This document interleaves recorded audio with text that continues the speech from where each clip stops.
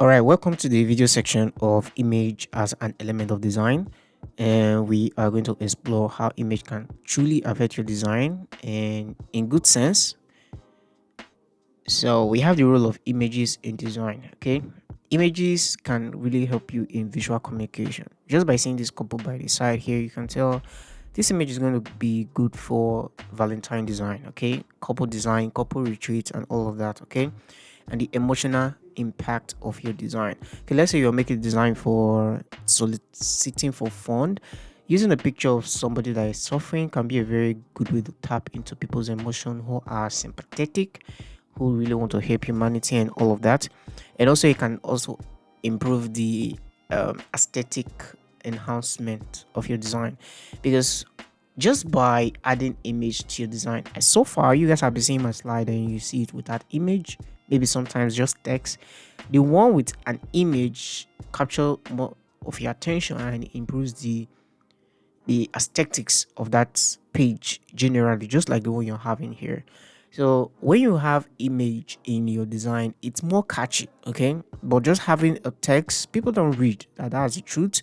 Though we can use different principles like hierarchy, emphasis to draw people's attention, but the one that has image tells the story first, just like we have here storytelling.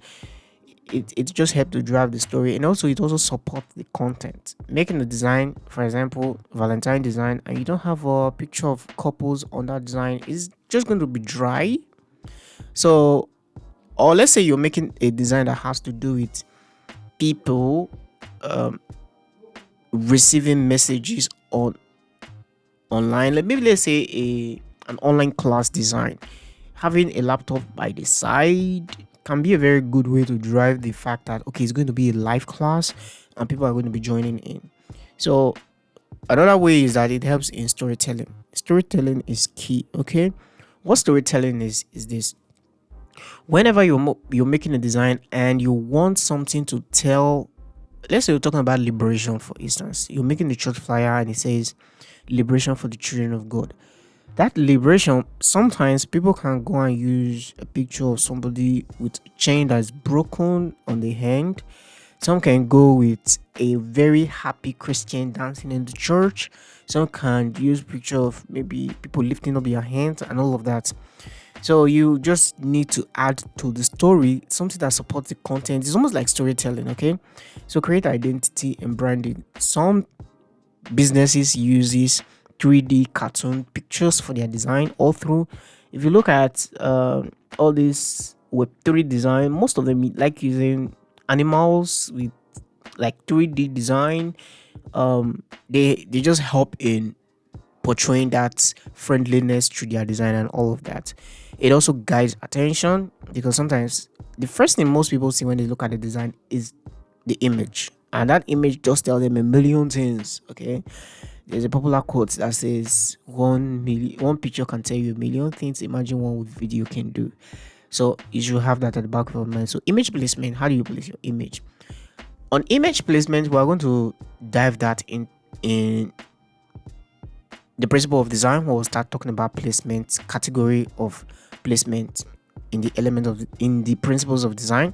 So for just an example sake, I just want to give you these two examples. Okay, the one on my left has to do with the birthday design. You can see that the character there is the main image. Okay, is the main image, center frame, nice. Then the one on my right, you can see that it's pushed to the side because it's not the main element of the design. Okay, it's pushed to the side. So whenever you're placing your image, remember the importance of that image should be considered when placing it on the design. So how do you choose the right image? Okay, make sure that it matches with the tone, message, and purpose of the design. It's important to select images that resonate with the target audience. Okay, this is very important. Let me give you an example, a mistake I made a while ago. These two design, maybe probably I've said this before. I was supposed to make this for a company that I was working for when I started freelancing, and I made the first one on my left.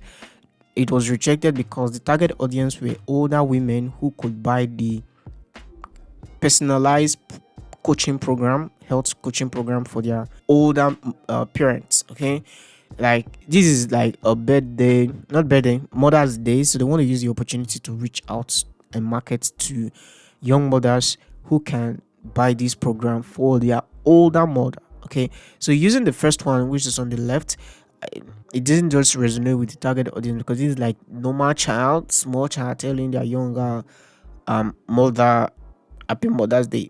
But the picture wasn't hitting the target audience. So they said, okay, use something else. And I came up with the second design. I also had the third one, but I'm not putting it up here. So this is how image can actually just affect the target audience, and you should be careful when selecting your image.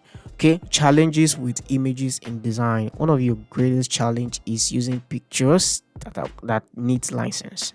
Okay, you should be careful out there. I know there's another section, even in this element of design, we'll talk about copyright. So I will not stress more on this. But one thing you should notice here is that you should be careful. Use free websites. We have a lot out there. We have the pizza.com, we have the pizzabay.com, we have the unsplash.com. Those are like where I normally go to get free images, and I don't go elsewhere. Okay, so stay safe while using images because that's going to be your greatest challenge. And sometimes, even if the image does not match what you're looking for, and maybe what you have that needs licensing, maybe you have all these free stock images that need licensing, I would advise you stick even to the image that doesn't work well and be free than for you to use images that need licensing and get into trouble. I work for a company, and I remember my boss reaching out to me one day and like, there's an image on our website that they filed a copyright against. When I saw the message, my heart started beating fast. It was later on I discovered it was from the web designer's fault, not my fault, who used a copyright image. I think she was fined $250 to be paid, okay, to a certain account, unless other actions will be taken against the company. I was really scared that day, so try and avoid that because it's real. Okay, I've experienced it beforehand. Okay, and the bad part about that is that even when you use image for your social media, it's still under copyright. The first day I discovered that, I was blown away. So we are all out there taking risk. I pray that God will help us all. Amen. So that brings us to the end of this video, and I will see you in the next one. Bye. Yeah.